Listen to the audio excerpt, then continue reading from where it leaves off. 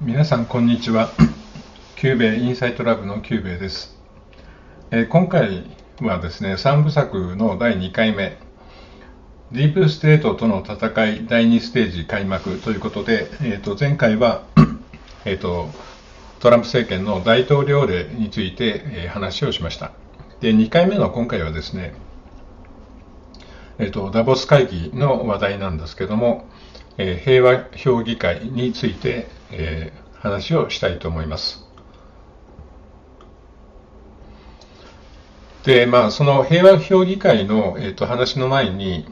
今、ウクライナと、ヨーロッパ、それからグリーンランド、こういった情勢なんですけども、トランプさんが、去年までに、ウクライナに今支援はしないと。ウクライナにヨーロッパが支援をしたいならば、ヨーロッパに武器を販売してもいいと。アメリカの武器をですね。で、ヨーロッパがそれを買い取って、ウクライナに供与するのは、知ったことではないということになったわけですけども、これで、ウクライナに対する武器の支援というものが極めて厳しい情勢になったということになるわけですね。で、そういうウクライナの国家予算のうちのほとんどがその武器の調達に関する問題です。で、そのお金がないということになるので、じゃあヨーロッパはそれだけたっぷり財政的な余裕があるかということになると、財政の余裕もないと。それの話の中で、ロシアの凍結資産を、勝手に流用してしまえというような、案が出たというのは、今年のキューベイのキューベイインサイトラブの正月の3日間の中で、その話をしたと思うんですけども、それもとんでもないということになったわけですね。で、そうすると、ウクライナはその戦う武器もないと。武器があってもですね、もう圧倒的に事実上敗戦しているので、そういうことができない状況にあります。それで今までその、代理戦争の前線としてですね、ヨーロッパはウクライナを利用してきたわけですけども、でそのウクライナに対しては、今及び腰になってますね。財政も、なかなか思うように、使うことができずにですね、ウクライナに対する支援の資金を提供することができないというような状況になっていて、でそれを、その一つの理由として、ウクライナの中の汚職の問題を、これはアメリカの、管轄下にある、NABE という NAB という、ウクライナの調査機関が、現在のキエフ政権のですね、汚職の摘発をしようとしているわけですけども、そのさすがに汚職の問題がある以上は、ヨーロッパとしても EU としても支援することはなかなか難しいというような、口実になって、実際にはお金がないというのはありますけども、そういう状況にあるわけです。それで、私はですね、多分このウクライナの問題は今年決着をするだろうというふうに思っています。多分アメリカもそうしたいと思っていますし、ロシアもそうしたいというふうに思っていると思います。でそういう中で、グリーンランドの問題と、それからこの平和評議会の問題について、最近の話題にはなったわけですけども、ロシアのスタンスはどうかというとですね、グリーンランドの問題については、全く関係のないことなので好き勝手にやればいいというふうにコメントをしています。でこれはプーチン大統領と、それから閣僚級の会議が、オンラインで行われたわけですけれども、この平和評議会の問題とグリーンランドについては、どういう考え方を持っていますかという閣僚の質問に対して、明確にグリーンランドについては、全く関係がないので無関心であるということを明言しています。これはロシアはですね、地図で見るとすごく広大な領土があって、さらにその領土を獲得したいみたいに考える人もいるかもしれないんですけども、あの広大な領土っていうのは、確かに大きいですけど、メルカトル図法なんで、北とか南がですね、課題に大きく見えるんですね。で、そうは言っても、大きい領土ではあります。1億4000万人の国民で、たった1億4000万人の国民で、あれだけ広いその国土面積を防衛しようと思うと、大変なことなんですよね。なので、さらにそれ以上領土を増やそうなんていう考え方は、ロシアは一切持っていないと、馬鹿げたことだというふうに考えていると思います。それに沿った、実際の行動をプーチンはしていると思います。それで、今回のこの平和評議会についてなんですけども、これロシアのスタンスを先に言ってしまうと、戦略的なパートナー国、これは中国であるとか、そういったところが中心になるわけですけども、そこと、これに参加すべきかどうか、議論をした上で、その意見を踏まえた上で決めたいというふうに閣僚会議の中でも発言をしています。ただ、そういうプロセスは踏むものの、この平和評議会については、ロシアとしては参加してもいいのじゃないかというような意見を漏らしています。で、その時はですね、アメリカと、ヨーロッパにロシアの資産が凍結されているわけですけども、そのアメリカに凍結されている資産のうちの、この参加費10億ドル分はそこから使うということで、これトランプ大統領も、その場合はそれで OK ということだと思うんですけども、それを、割り当てることで、実質的には追加の負担なくですね、その参加できると思うということを言っています。それで、この平和評議会についての、話を、今回ちょっとしていきたいと思います。それで、今ここに出ている写真は、1月22日のダボス会議における、平和評議会の発足式の写真なんですけども、ちょっとトランプ大統領の髪の毛が乱れていますけども、それはちょっと置いといて、その中身について考察をしていきたいと思います。それで、この平和評議会とはということなんですけども、パレスチナ・ガザ地区の暫定的な統治を監督する国際機関であるということですね。で、それで国連安保理事会によって、承認されて、活動期間は、2027年の年末まで、したがって、丸2年間という意味合いです。で、初代議長は、トランプ大統領。で、このトランプ大統領は、権限をですね、拡大して、パレスチナ・ガザ地区だけではなくて、世界中の紛争に取り組むと、表明をしています。それで、この国連によって承認された、この機関は、1月22日ダボス会議において、発足式を行ったということになっているわけです。で、加盟国はですね、条件は、一つだけで10億ドルを拠出することで、永続的な加盟資格を得るということになります。10億ドルなんで、日本円にすると1500億円ぐらいですかね。それで、現在、参加を表明している国は、26カ国。それで、招待中で、まだ返答が保留されている国。これが26カ国ですね。日本もそうです。日本は、1月17日かな。1月17日に、高市首相のところに、この招待状が届いたということのようですね。それから、ロシアですね。ロシアも、やはり招待状が届いて、それをその、戦略パートナー国と、協議した上で、返答するということを閣僚会議で、話したというのが先ほどの話です。それから、中国、インド、ブラジル、要するにブリックスですね。それから、韓国、シンガポール、スイス、ウクライナ、EU、こういったところが招待中であると。で、明確にですね、拒否をしている国が9カ国あります。すべてヨーロッパです。イギリス、フランス、ドイツ、それからアイルランド、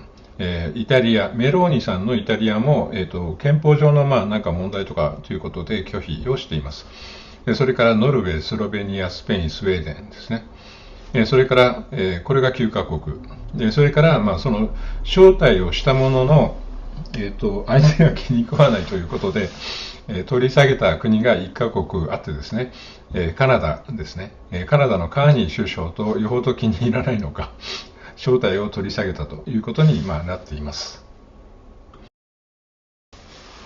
それでこの平和評議会に対する、一般的な評価なんですけども、メリットとしてはですね、10億ドル、たった10億ドルでホワイトハウスへの直通回線、それから拒否権を変えるというふうに考えればですね、国家予算レベルでは破格の安さかなということですね。で、例えば国連改革っていう問題がありますけども、この国連改革、形骸化しているので、それを持つよりも、このトランププラットフォームを、レバレッジにした方がいいんじゃないかということで、既存のその国連の安全保障理事会、安保理に、迫る外交カードになり得るという考え方もできます。そういった面で、その国連のその改革、安保理改革に対して10億ドルでですね、対抗措置を取れるということになると、それは一つのメリットかなということが言えるかと思います。ただ一方でリスクもあるわけで、一つはトランプリスクですね。トランプさんの気分一つで、10億ドル払った常任国の決定が覆されるリスクというのは拭いきれないということですね。それから二重のコスト、国連の分担金を払いながら、さらにこの BOP、平和評議会に対しても拠出をするという、二重払いですね。それからこれが一番大きいかもしれませんけども、アメリカ国内の政権交代ですね、2029年以降は、この個人商店に近い組織を引き継ぐという、保証がないということですね。それは、どうにかなるのかどうか分かりませんけども、現在の評価としては、この3つがリスクとして考えられると思います。ということで、この平和評議会っていうのは、今回そのダボス会議にですね、ダボス会議はそのイギリスを中心とした、ディープステートの、宣伝、機関みたいなものなんですね。そこに対してアメリカのトランプ政権は300人近い、人数を引き連れてダボス会議に乗り込んだわけです。で、これはトランプさんのやり方が、そういう敵対勢力と思えるようなところを、ぶち壊していくという破壊をするんではなくて、それを、使ってですね、自分のフォースにしていくっていうそういうやり方に近いかなっていう感じがするんですけども、例えば、モンゴル帝国が、1200年から1300年ぐらいまでの約100年間ですね、世界で一番その半島の大きい帝国を築いたんですけども、その時はですね、やはり征服したその人民を、うまくその軍隊っていうか、兵力に組み込んでいったんですね。そういったことがあって、それもうまくいって、大きな勢力を、世界で一番、歴史上最大の、その帝国を作ったんですけども、そのトランプさんもですね、むやみに破壊するというよりも、相手を乗り込んでいって、それを自分のものにしてしまうっていう、そういったところがちょっと垣間見えます。なので、その世界中のエリートが集まる、ダボス会議に乗り込んでいって、90分間、こんこんと、説得のような演説を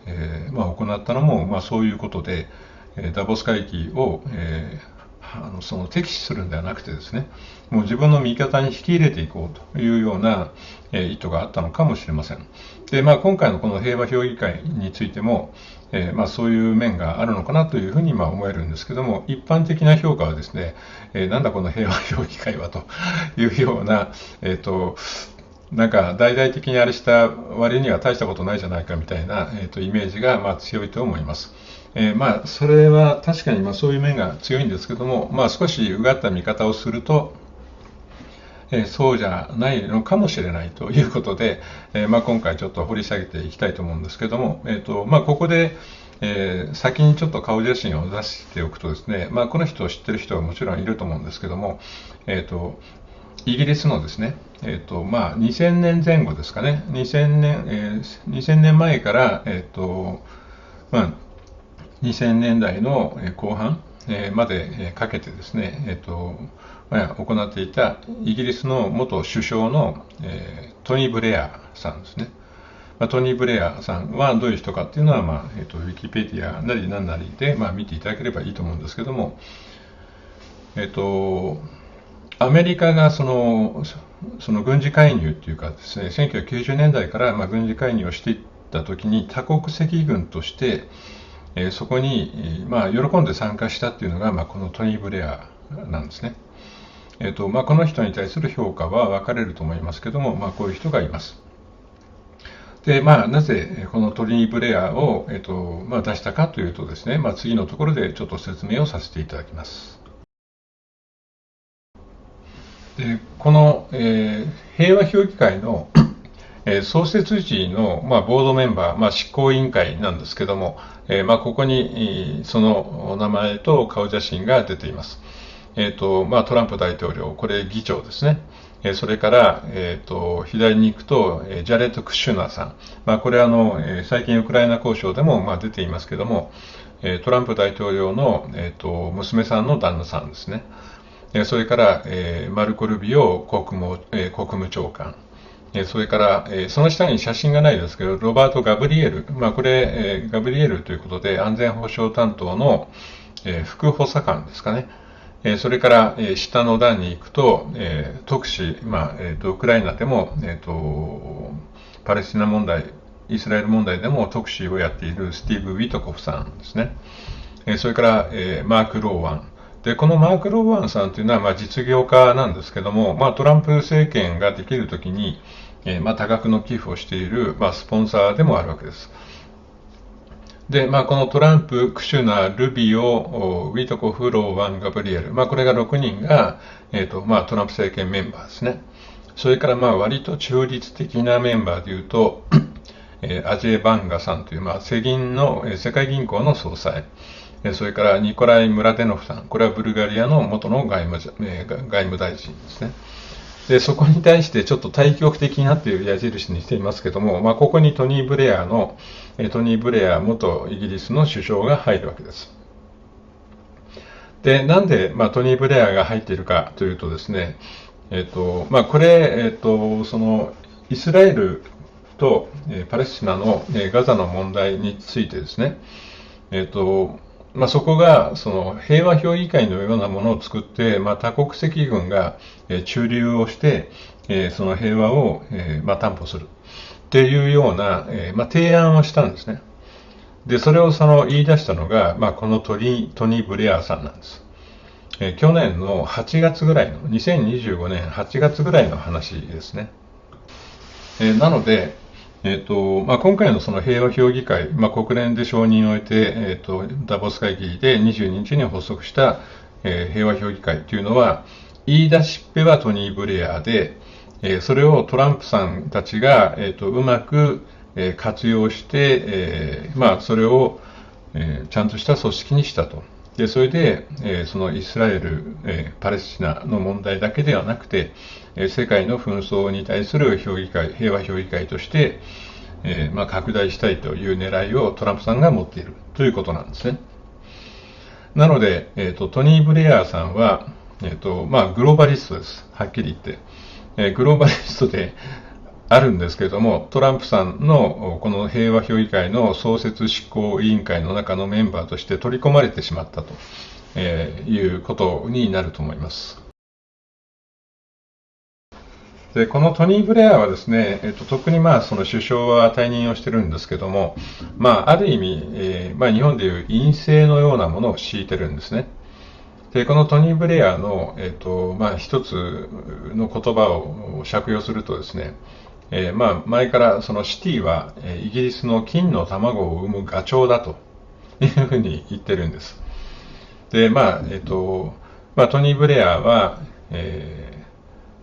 その国際紛争に対しても、軍事介入をするような人だったわけですけども、実際にはそのシティ、金融勢力を、そこと非常に、ネットワークを持っているというか、そこをスポンサーにしているというようなことですね。実際にそのシティとウォール街の、橋渡し役などに、なっています。で、現役時代はですね、LGBT を擁護していたりとか、その先ほどの、紛争介入というと、コソボ、それからアフガニスタン、それからイラク、こういったところの介入に、アメリカと、その協調してですね、行ってきたということですね。なので、グローバリストと言えます。で、この、トニー・ブレアの、現在の例えば首脳陣との関係ですけど、まずその本国のスターマーですね、イギリスのスターマー首相は、ある意味その、トニー・ブレアの弟子のような形になっているんですね。スターマー首相の、前提となるそのシティ、金融街とのコネクションは、このトニー・ブレアを通じて、行われたということになりますし、それから、スターマー政権のですね、政策シンクタンク、これはトニー・ブレア・インスティチュート・フォー・グローバル・チェンジっていうのがあるんですけども、世界を変革するための、トニー・ブレア、調査機関みたいな意味合いですかね。スターマー政権の政策シンクタンクになっているわけです。なので、スターマー首相というのは自分自身単独の力ではなくてですね、このトニー・ブレアの力に大きく依存しているということですね。で、この、トニー・ブレアはですね、例えば、シティだけではなくて、ウォール街ということでいうと、2004年ぐらいかな、2000年代の、半ばぐらいからですね、JP モルガンのアドバイザーになったりしてるんですよ。そういったことで、シティにも、コネクションがあり、ウォール街にもコネクションがあるという、人です。さらにですね、右上のところですけども、カナダの、カーニー首相と、友達なんですね。一緒にテニスをしたりとかですね、そういう関係にあるということですね。で、このカナダのカーニー首相の話は、次回の、旧米の、3部作の最後のところで、ちょっとお話をしますけども、このトニー・ブレアの院政というのは、このスターマー、それからカーニー首相のような、その英国カナダのグローバリストエリートに対して、強い影響力を持っているということが、言えると思います。このようにですね、その平和評議会の創設執行委員会のメンバーが、実に興味深いんですけども、トニー・ブレアについては、2025年の8月ですね、ガザ地区の、統治復興に関する枠組みとして、原型を、提案をしたということで、トランプ大統領がそれを拡張した格好になっていますと。で、トランプによる、グローバリストの本丸、このグローバリストの本丸は英国のエリートなんですね。前に、その陰謀論かな、なんかのところで旧米の視点で、取り上げましたけども、そのグローバリストの本丸に対する、構成だというふうに、見ることができると。それでトランプ大統領がダボス会議で、のろしを上げたということですね。で、これに関連して、NSS2025 でもですね、アメリカの軍事政策が、世界中の紛争介入はやめて西半球にフォーカスをした。で、それを、考えたのが CFR の、コルビー氏、CFR 出身の、コルビー氏ということで、お話をしたと思うんですけども、これもですね、英米路線の乖離を象徴していると思うんですね。で、その軍事戦略に関するシンクタンクでいうと、イギリスでは、よくチャタムハウスと呼ばれるんですけども、王立国際問題研究所というのがあります。RIIA ですね。チャタムハウスにあるので、チャタムハウスという言い方をしていますけども、このダボス会議もチャタムハウスが作った会議なんですね。それでその、NSS2025 を起訴したコルビー氏が属しているのは CFR、アメリカの外交問題評議会です。Council for Foreign なんとかですね。Foreign Relations かな、外交問題評議会ですね。で、この、チャタムハウスと CFR は、姉妹組織として作られたんですね。なので、その国際軍事戦略とか、その民主主義の輸出に基づく、紛争とかですね、介入とか、そういったものっていうのは、今までは協調路線で足並みを揃えていたわけです。それが、このトランプ政権になってからですね、この英米路線の乖離というのが、非常にだんだん明確になってきた。要するに、チャタムハウスが考えていることと、CFR が考えていることが、かなり乖離してきたということになるわけです。で、この、平和評議会、創設執行委員に、トニー・ブレア氏をメンバーに入れたのはですね、トランプ政権による切り崩し作戦なんじゃないかというふうに、私は考えているわけですね。これ、イギリスのスターマー首相が、この平和評議会に対しては、明確にノーと言ってるわけですよね。さっきの9カ国拒否をしているっていう中に、イギリスは筆頭で拒否をして参加しないと言ってるわけです。スターマー首相は。しかし、トランプ政権は、この平和評議会の創設執行委員会のメンバーにトニー・ブレア氏を入れちゃったわけですね。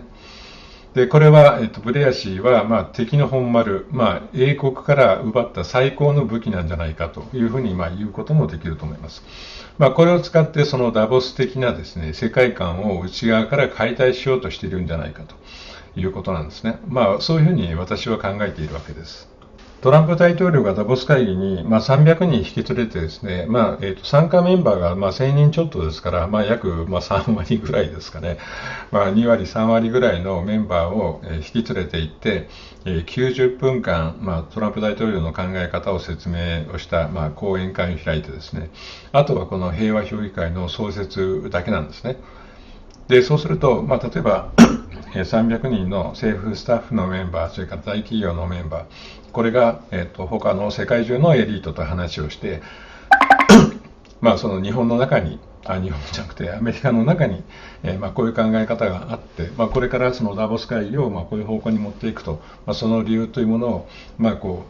多分広めていったと思うんですけども、その、平和評議会だけでは、表面で見えるその部分だけでは、300人を連れていく意味っていうのはないと思うんですね。あくまでもそのダボス会議を乗っ取って、しかもブレア氏という、トニー・ブレアというですね、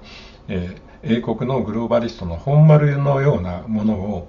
人質にしてしまったというような形になるんじゃないかなというふうに私は思っているわけです。一見ダボス会議での平和評議会の発足というのは実効性の薄いイベントのようにも思えます。